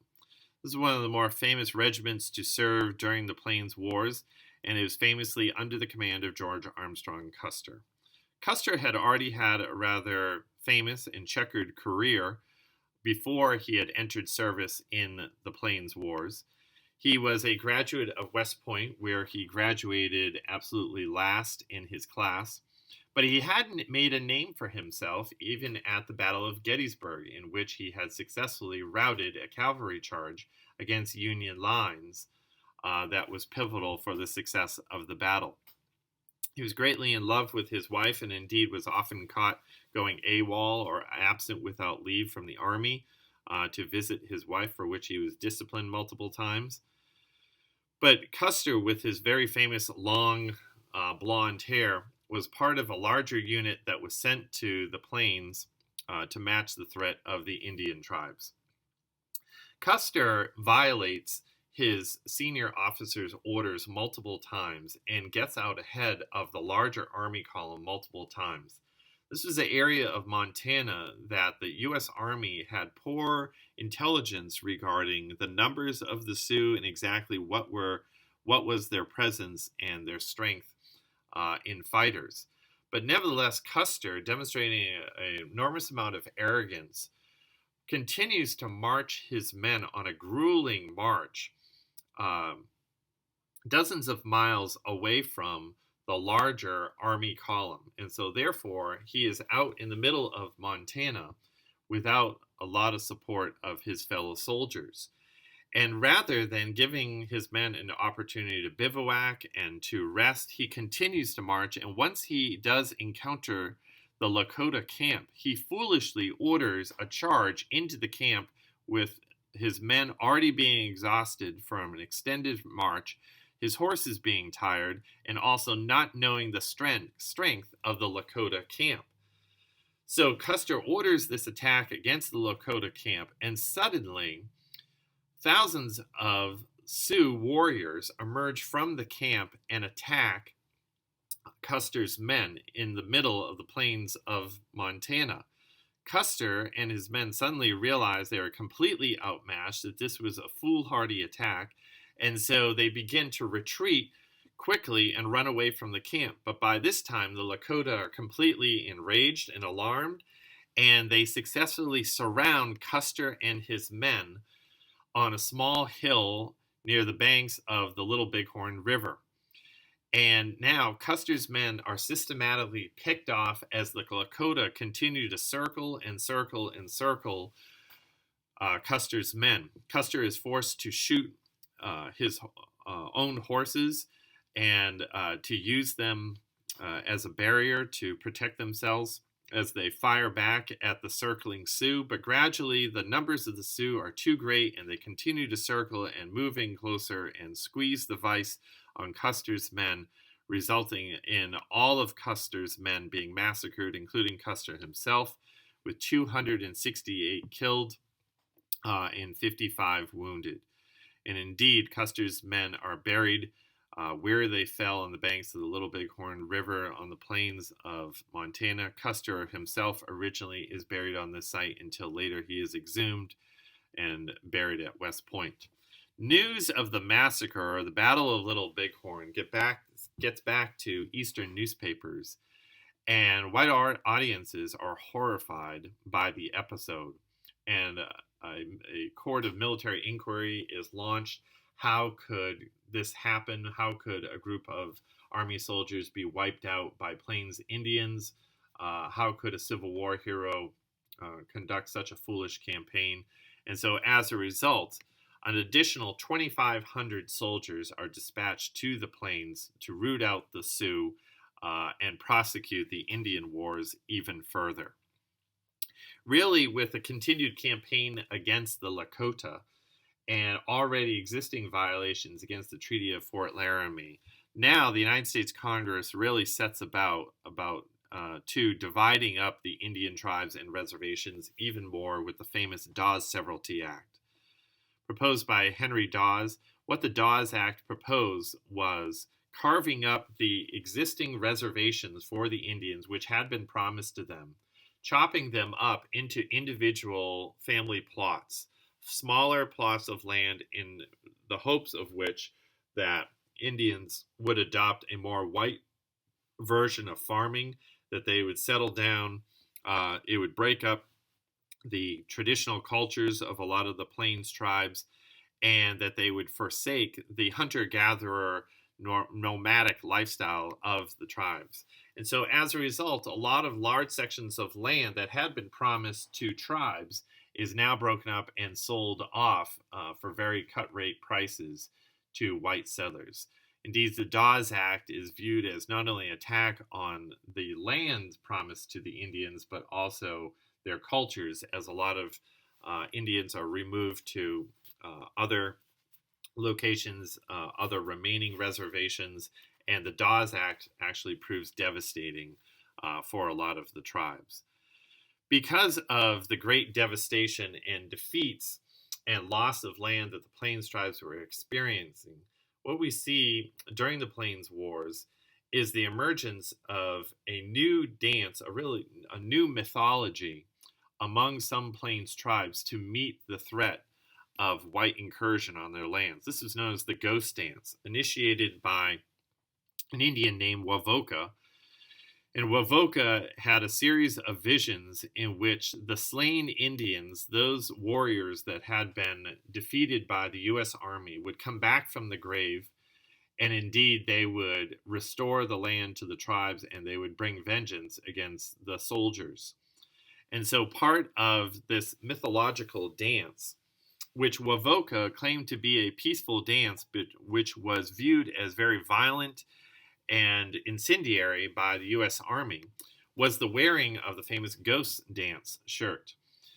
Tribes were taught that those who wore this dance shirt and those who had performed the Ghost Dance and invoked the Great Spirit to protect the warriors and to bring the fallen warriors back from the grave, to bring vengeance against the U.S. Army, they would be protected from the white man's bullets if they wore this shirt. So, tragically, many warriors who believe this and perform the ghost dance, rush off into battle, and of course are slaughtered despite wearing their ghost dance shirt.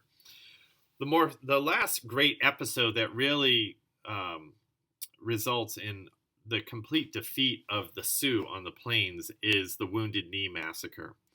With the additional U.S. Army troops being dispatched to the plains in an effort to rout out the Sioux and to defeat them, there's a group of Army soldiers that meet at Wounded Knee and demand the disarming of some of the local Lakota. Once the Army soldiers walk up to them and demand the removal of the rifles, there is confusion in the translation and in the conversation. Tensions are high, and both sides are rather trigger happy. And apparently, when one of the U.S. soldiers approached a deaf Lakota boy to remove his rifle, the Lakota boy, who was deaf, did not understand what was going on.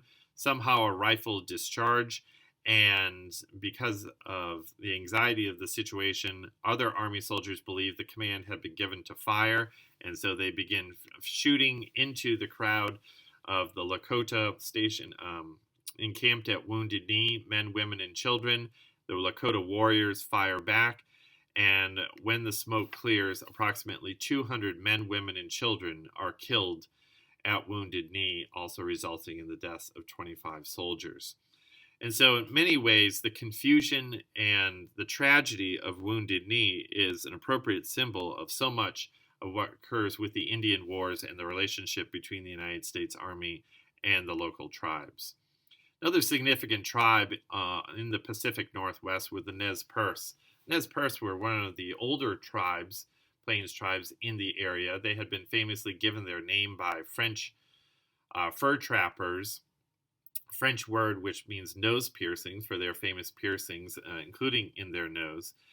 And the Nez Perce Indians, who claimed ancestral lands along the Walla Walla Mountains, refused to give up those lands. And so when the U.S. Army moved in and demanded that the Nez Perce be removed from the lands, the Nez Perce not only resist, but they also flee the U.S. Army.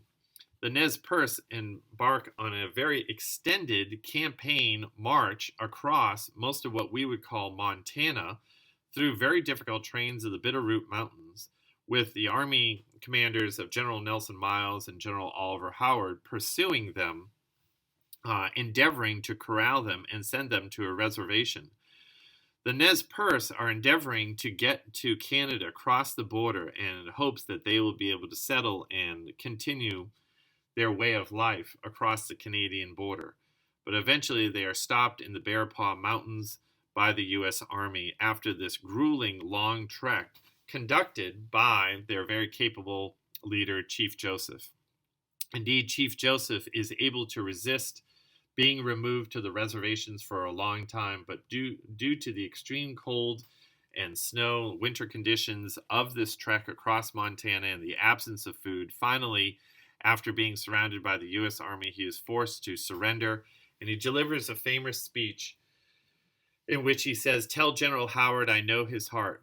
What he told me before, I have it in my heart. I am tired of fighting. Our chiefs are killed. Looking Glass is dead. Holsot is dead. The old men are all dead. It is the young men who say yes or no. He who led on the young men is dead. It is cold, and we have no blankets. The little children are freezing to death. My people, some of them have run away to the hills and have no blankets, no food. No one knows where they are, perhaps freezing to death. I want to have time to look for my children, to see how many I can find. Maybe I shall find them among the dead. Hear me, my chiefs, I am tired, my heart is sick and sad. From where the sun now stands, I will fight no more, forever." And so Chief Joseph's speech really, in some ways, is an admission that the wars are over and that the Plains Indians have been devastated by white settlement, white diseases, and of course the U.S. Army, and then a refusal to fight anymore, and an admission that they would be willing to retreat to the reservation in an effort to keep their family members together. really one of the last batches of Indian resistance to white settlement and the construction of railroads occurs in the Southwest with the famous Apache tribes. Indeed, the Apache were very unique in the sense that they maintained their resistance against the U.S. Army much longer than some of the tribes in the more northern plains states. The Apaches often were very familiar with the mountains of Arizona and New Mexico and were able to retreat to those hills and those mountains, even as the U.S. Army endeavors to root them out. The most famous warrior among the Apaches is, of course, Geronimo, who is a brilliant military leader and very successful in ambushing detachment of soldiers and conducting attacks and then retreating into the hills, unable for the U.S. Army to find them. And so Geronimo continues his career of resistance amidst the Apache wars, also sometimes retreating all the way into Mexico beyond the reach of the U.S. Army. Later on in his career, once the Apache Wars conclude, Geronimo actually becomes something of an international celebrity, something of a Indian celebrity in Wild West shows, and it was also featured and in attendance at the World's Fair in St. Louis as really as a tourist site, someone to come see as someone who had participated in the Indian Wars. Besides the breakup of the reservations, which was enacted by the Dawes Act, another systematic effort to really de-Indianize the Indians was the Indian Industrial School movement, the most famous which was the Carlisle School, which was constructed in Pennsylvania. Indians were removed from their reservations, often at a young age, and brought to Carlisle.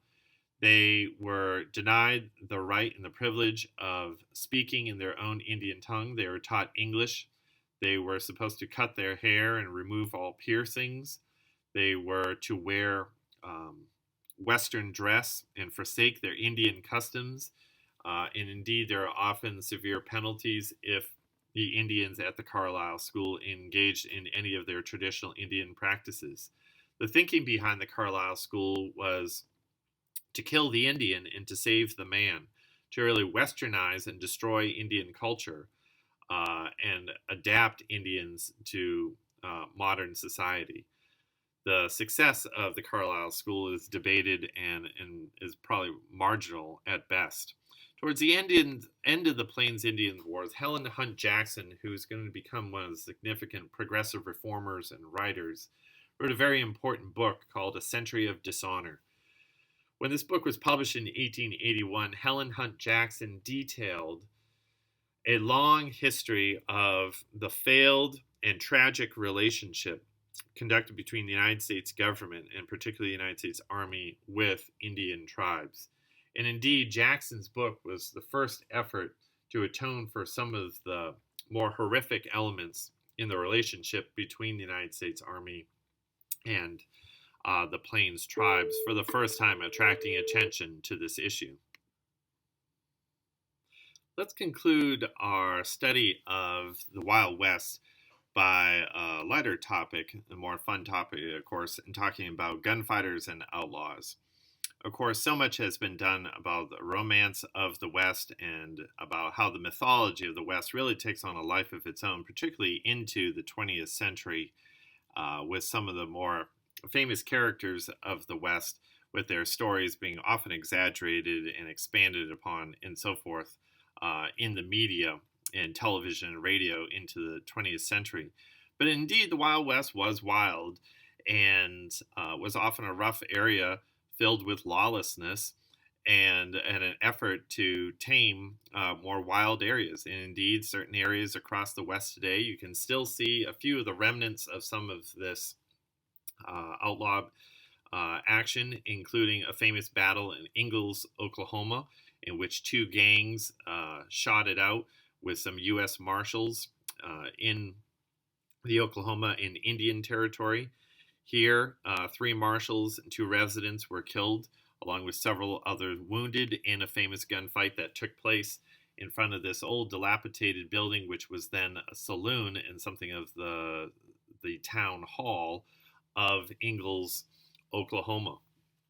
Some of the more famous characters and gunfighters in the Old West include Christopher Carson, known as Kit Carson. Kit Carson was a lawman and indeed was involved in bringing justice to the Old West, but his story was really turned into much larger than life in a lot of the popular dime novels that emerged in the late 19th century. Dime novels were these, we might call them short stories, almost a comic book that included some pictures that often exaggerated and mythologized some of the popular heroes from the West and turned them into larger than life figures. These become very popular in the East and in Eastern cities, and then they form the basis of a lot of stories for very early filmmaking and also radio shows and TV shows into the 20th century.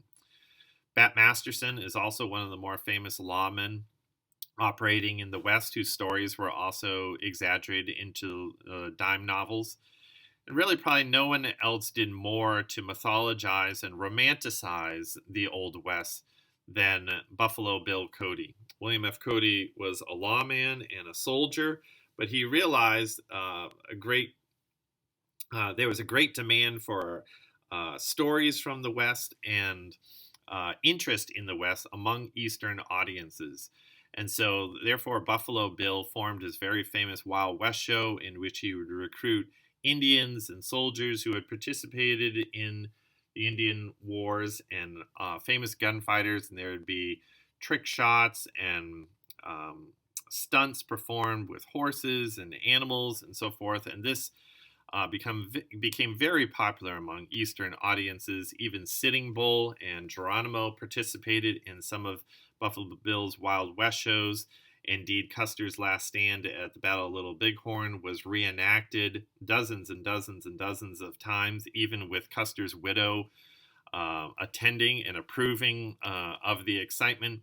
And Eastern audiences just drink this up, paid great sums to see all of this because it really represented a different way of life than life in an Eastern city and working in a factory.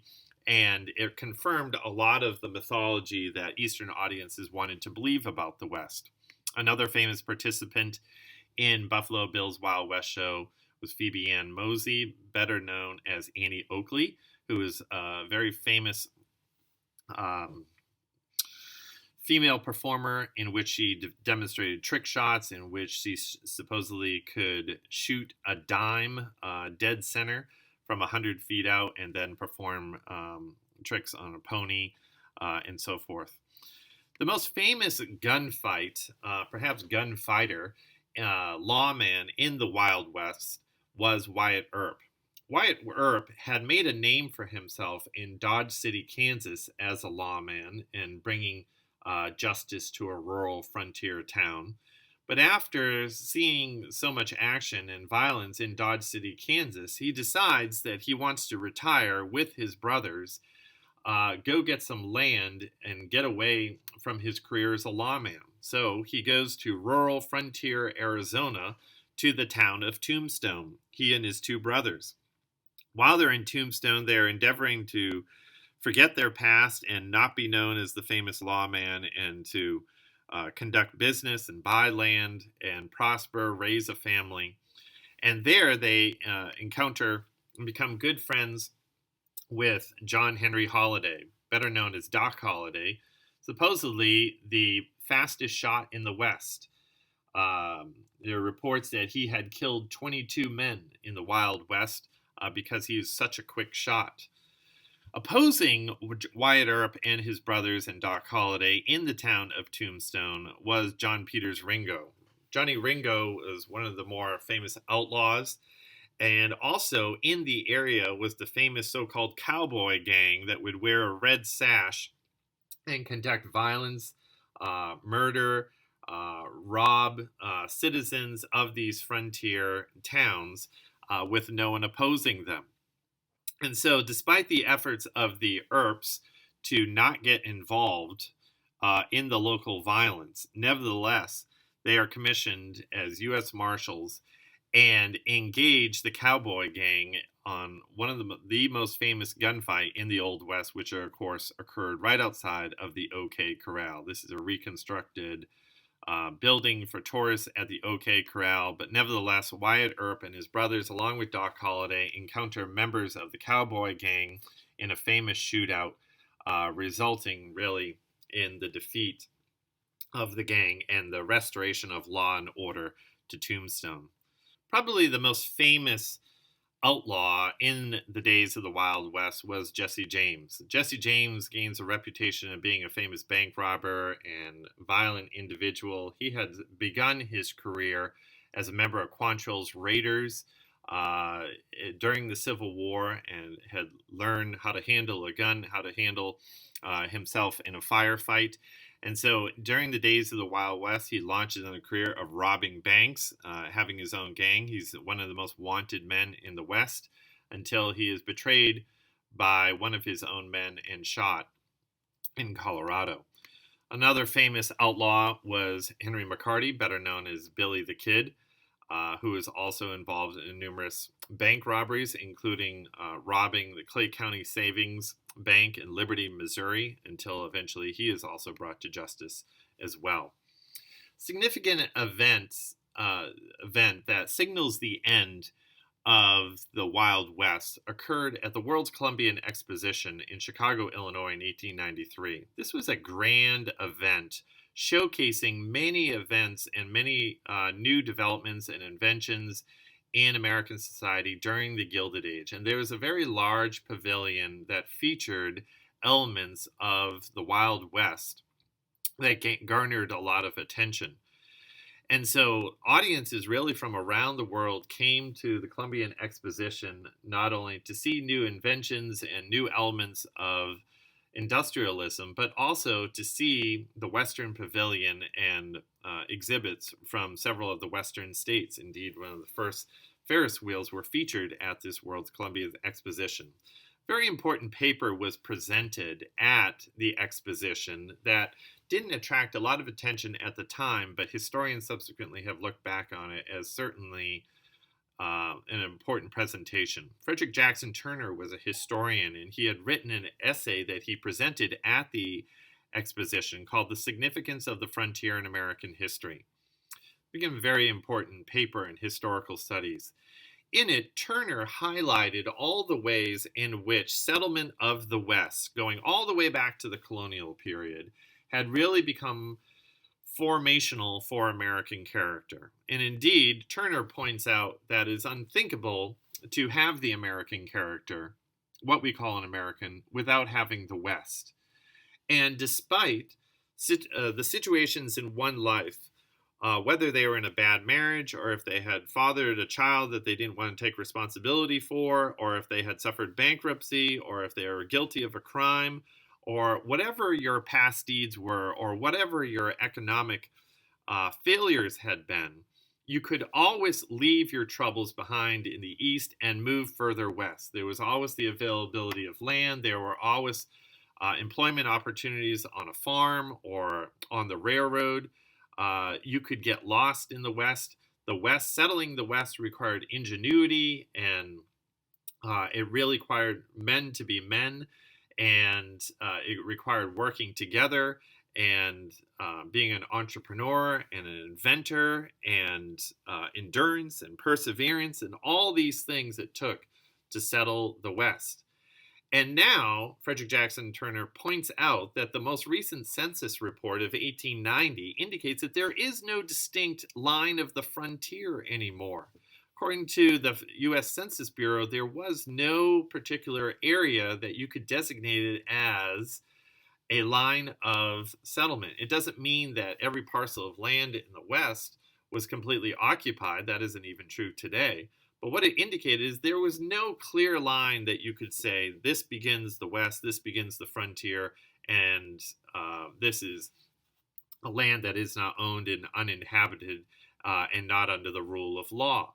And so therefore, Turner identifies this reality as the end of the West, the end of this wild period, this period in this region that had offered so much freedom and opportunity to Americans in the past. And Turner wonders, what will the United States become as a result of the ending of the West? What will this mean for American society?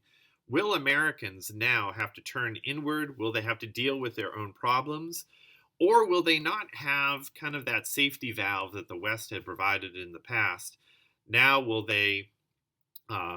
now will the United States and its East Coast cities gradually decay and deteriorate like much of Europe and European cities? This is a very ominous warning. Indeed, there is something in Turner's writing that is concerned about the future of the United States because the West is no longer available and the frontier no longer exists. As we'll see in our unit on imperialism, part of the answer to the problem and concern that Turner raises is that Americans no longer simply turn to the West, which is no longer a frontier, but now that they will look offshores around the world and embark on a new era of new manifest destiny and also imperialism.